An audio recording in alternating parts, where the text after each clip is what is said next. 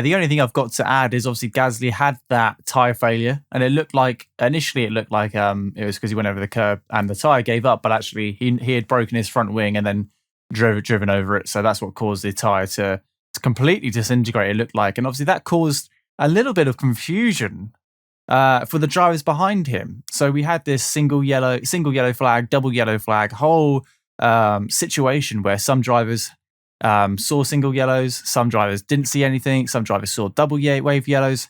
Whether the track actually declared a double waved yellow, or whether it was just a single marshal being overcautious and waving those flags, there was a huge debacle, and I'm sure there's many people talking about it already.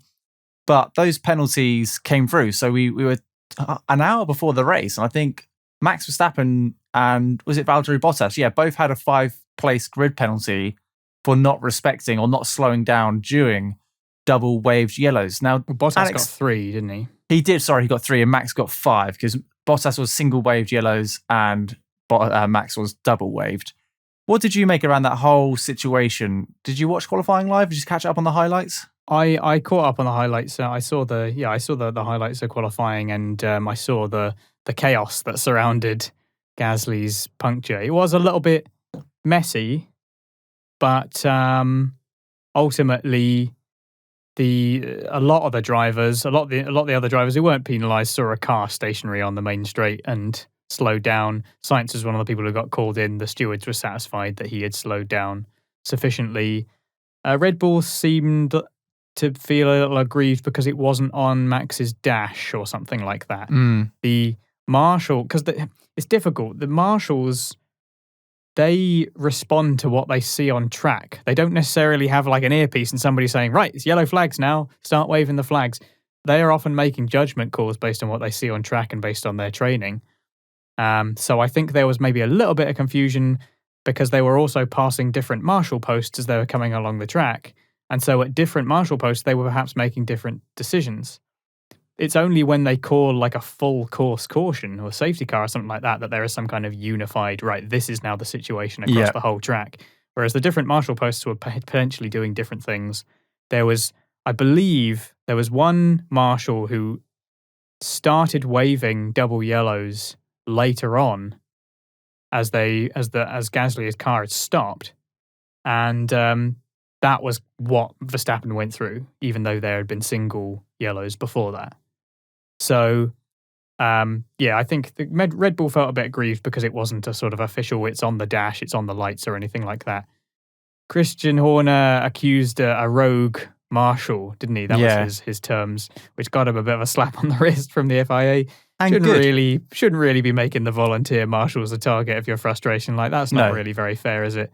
I understand that he and the team don't think the conditions were clear enough, but, you pass through a double yellow flag, the rules are pretty clear on that.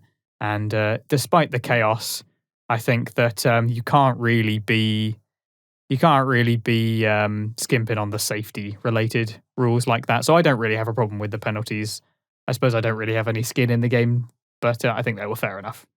Yeah, so do I. I think it's one of these things where you can't really take any risks. If you see yellow flags or double wave yellows, whether they were accidentally brought out or not, you respect them. You respect them because there could be an incident. Max isn't next week going to drive through double yellows and go, well, actually, that could be a rogue marshal, so I'm not going to slow down. Yeah. You need to respect them at all points. So, I think the penalties are fair, and it just reiterates that actually you need to respect the warnings on the side of the track, and that's what they're there for. What does it even mean, anyway? What's a rogue marshal? They're volunteers. Exactly. These guys are, they're besides the point. Anyway. It's a strange thing to say. Yeah, really strange thing to say. And I'm glad that Christian Horner got picked up on it because he said a lot of stuff this year, and a lot of it's towards Mercedes, which is fine because it's just inter-team rivalry. But when you're, belittling or calling a rogue marshal, they're volunteers. They're volunteering with their own time. They're not getting paid for this. So have a little bit more respect. And actually, this should wind him in just a little bit for the rest of the rest of that day, at least. The marshals thing is interesting because they're not technically being paid, but a lot of the promoters and organisers do offer some kind of compensation, I believe. They do offer sort of vouchers and tickets, and sometimes they do pay them, and sometimes they offer like a chance to win various things, and they'll give them food, and they're not completely just left to their own devices, and they have to receive training and all the rest of it. So they're not paid per se, but depending on where the race is and who the organisers are, they may receive some kind of compensation and will certainly be looked after and receive hospitality, etc. But also a lot of the marshals, I know people that do marshalling for BTCC and British Formula 3 and the like, and they love it. That's why they do it. They get the best seat in the house. They get to stand by the track. And occasionally, if they're called to help, they go and do it. And they love doing it. They love being part of it. And they don't care whether they're paid or not. Their payment is getting to be there doing that. Yep. So, and if you pay them, you've got to have all the logistics that go with that. And that's potentially more cost, which is not necessarily a problem, I suppose, for the Formula One. But if you're trying to be carbon neutral and all the rest of it, and you end up having to take a bunch of people and ferry more people around and have more logistics going around with you in order to cover these people who are now your employees, even if temporarily. I don't know. I'm not really sure that marshals necessarily even need to be paid. I'm not entirely convinced like that, because the fact is the matter that there are a lot of people that will do it for free. So yeah, and they do a good job. Yeah, and they do a great job. Yeah, I mean, there would be no races without them. So yep, exactly.